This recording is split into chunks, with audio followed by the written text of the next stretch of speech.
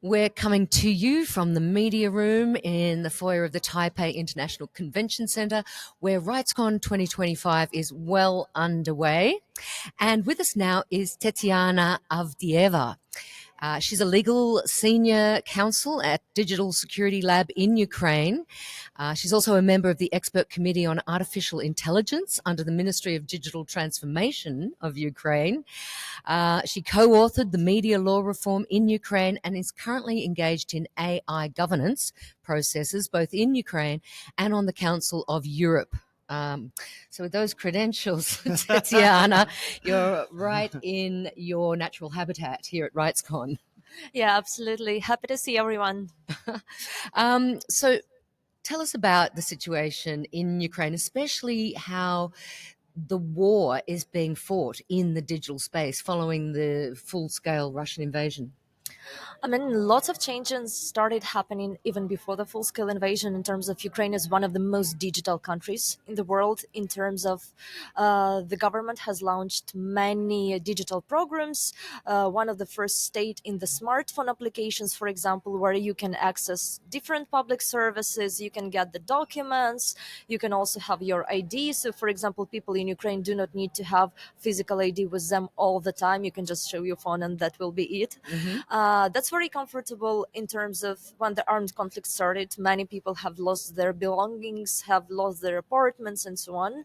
So it's very easy to stay connected from this perspective. It made it much easier, but on the other hand, technologies played significant role in how the armed conflict is developing, because avalanches of disinformation on social media platforms, apparently that's one of the topics about which, I mean, every second person It's at RightsCon. true. It's everywhere. Yeah, also technologies on the battlefield, various kinds of them. I mean, starting from not so lethal situation awareness systems, for example, when you can gather intelligence data and plan various kinds of operations, including the good ones in terms of like including evacuation of civilian population and so on, and also apparently up to killer robots used by both sides, which is the Killer robots, yeah. Remember now maybe 3 months ago or 6 months ago, we started talking about the cyber dog, the cyber hound, which is essentially this, it looks like a dog. It's camouflaged. You can't detect it in a heat sensor. It moves 3 times as fast as a human. It can go through urban or, rural areas. So how does the government, how do the militaries getting these equipments, and how are they kind of procuring it?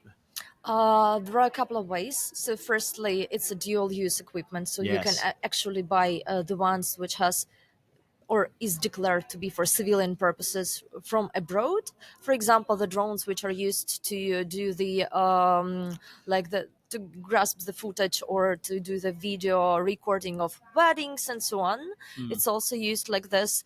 And also, when it comes to software development, there's a cluster under our Ministry for Defense. It's called Brave One, and there are lots of IT guys who are developing the software, basically for military needs in most cases, but also for humanitarian needs as well. So it's a combination of the foreign aid, foreign assistance, and also the internal effort in this area. So that means you've got a very tech savvy population from even before the conflict began, which has moved from like just sort of civilian tech, retail tech, into military. I actually read, tell me if this is true or false, if you can, that gamers have been moved from sort of been recruited by the military to be drone operators. Is that a truth? Partially it is true, because many people who have been previously IT guys Yeah. in civilian life, they join the armed forces in different capacities. In most cases, it is either a drone operator or, for example, the person who fixes drones when something Yeah, like goes a wrong. mechanic. Yeah, Yeah, or like engineer. mechanic and engineer, Yeah. both, because sometimes it's about software, not about the physical Yeah. stuff.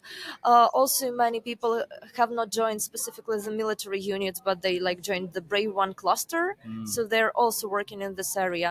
And interestingly, many IT companies have also opened kind of the pro bono departments in Oh. their companies, which are working with the state's military.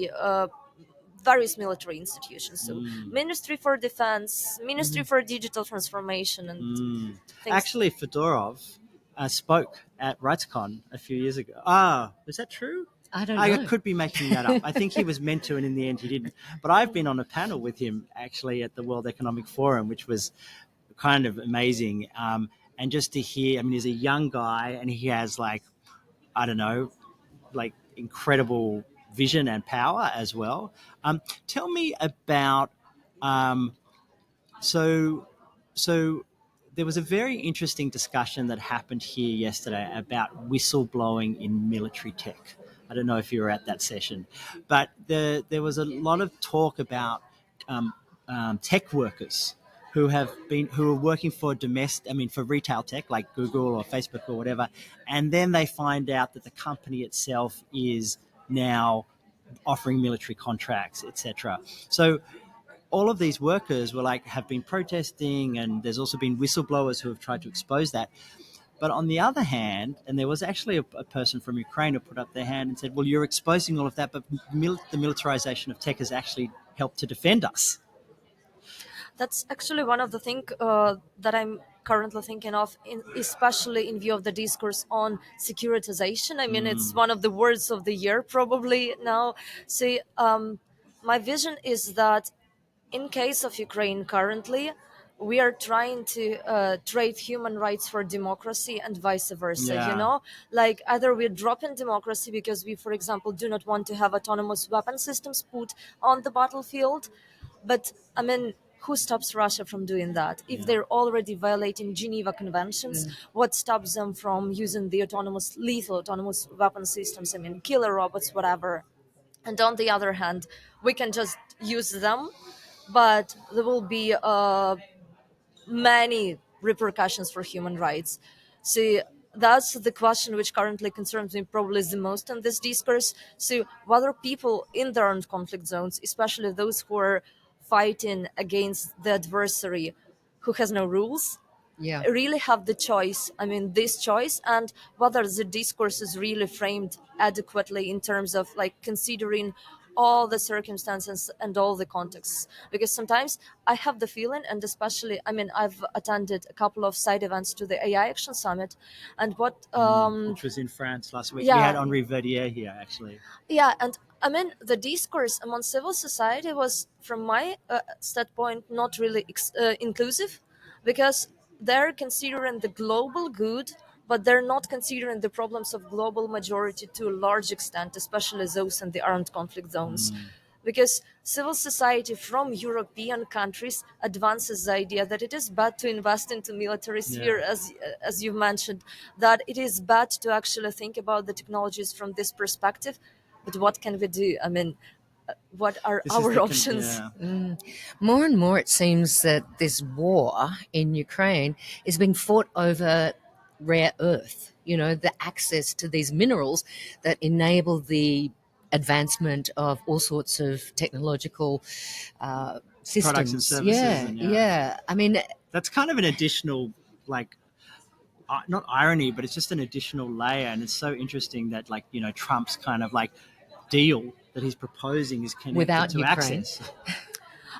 Absolutely. I mean, I think it's one of the reasons why the discourse is so heated currently, because um, people don't really know how to frame this in order to have benefits but do not pay for those benefits. In terms of, for example, I mean, the US is also trying to reshape its position very actively on the Yeah. matter of this deal on the minerals.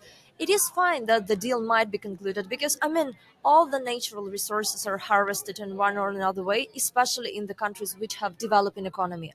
And also, it is okay when there is certain percentage which is taken by those investing into the harvesting of the natural resources. The issue is whether the treaty is concluded in a good faith when all the parties can benefit from this, or the treaty is a rush towards actually who gets the resources first, Yeah. the US or Russian side. Yeah. So And the Ukrainians are left out of the deal. absolutely, and that's one of the things which concerns me again the most in terms of the armed conflict currently going on in Ukraine, as well as the talks about the peace deal. In terms of, for me, one of the colleagues of mine yesterday had a very perfect phrase, very ironic one, but though, describing the current state of affairs in the world, that democracy is not at its golden age now. So I think it's What age is it at? Uh, I think it's like it's rolling somewhere. We Yeah. don't yet know Where where it's going. exactly, Yeah. but it's rolling somewhere. And I think that's a very descriptive term in terms of what's going on currently, because I think that we are in the great dangerous society, because in case the world is going to trade rights and sovereignty and all the other values just to have the peace in their understanding of peace, that might cause many bad consequences in the future, even in the middle term perspective, not even speaking of kind of some long term things. So that whole idea about kind of the destruction of the system, the sort of like the whole injustice. I mean, so on the one hand, we have this system that's been, in place since the end of the Second World War, which has evolved in a way that's gone through Cold Wars and through, geopolitical transformations. It feels like the battle, like the destruction, the pillage in a way that's happening. And the front line is Ukraine, and a front line, and a front line is actually here in Taiwan as well, because Taiwan is like this, beacon of democracy. We heard the two vice premier and vice president speak at the opening, talking about democracy, technology, and how they're intertwined. And yet, the foundations that we have been standing on for such a long time, good and bad. I mean, I think the Palestinian situation has shown us how its application is not equal. But like, so where do you see a post, and maybe this is a little out of your wheelhouse because but where do you see a post-conflict Ukraine going? And maybe I'll flick this back into a technical question, because there's a lot of thinking and thought about AI and about citizenship and all the things that we talked about. Where do they go after a conflict? I think that's a very interesting question. What here that where the attention has to be paid to is for these technologies not to migrate into civilian sphere, because Yes, we had the thank case you. with Yeah, Clearview AI, yeah. I mean, which has been used on the Facial battle. recognition. Yeah. Facial recognition technology, which uses scrapping of biometric data, and which has been fined. The company itself has been fined in multiple European countries. It has been fined in a couple of the US states. So basically, it is considered to be a bad actor. When it's used to recognize the faces and identify the dead Russian soldiers, it might be fine, because the regime of personal data protection of those people differs from personal data protection rules for alive people. Yeah.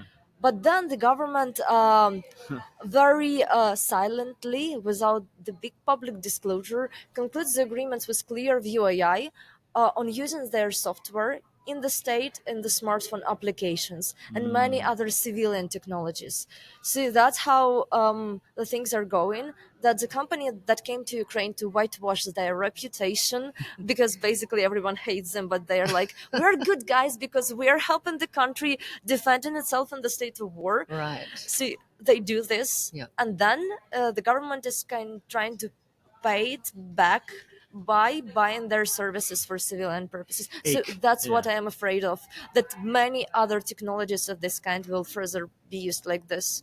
For example, like for border control surveillance, like drones and stuff, it's very dangerous. It's almost like the vultures, the tech vultures coming in to prey Well, that's where on the money is. the They've also been the talking about battlefield. this as well in some of the sessions. Is like follow the money. Yeah. I have one more question, if that's okay, and maybe you have one too. Yeah, go for it. Digital ceasefire. Yeah. Your Our specialty. favorite topic.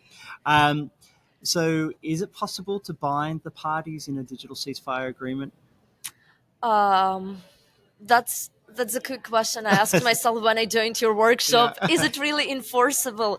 Well, I think if there's an opportunity to actually bind the parties by the physical ceasefire, to an extent, the digital ceasefire might work. For example, prohibiting cyber attacks on hospitals or any other like governmental institutions, governmental programs, governmental tech. It is possible. As regards disinformation, I'm not sure because the link to be established is very loose, and it will be very difficult to get this attribution Yeah, to the actually, government. Yeah. yeah.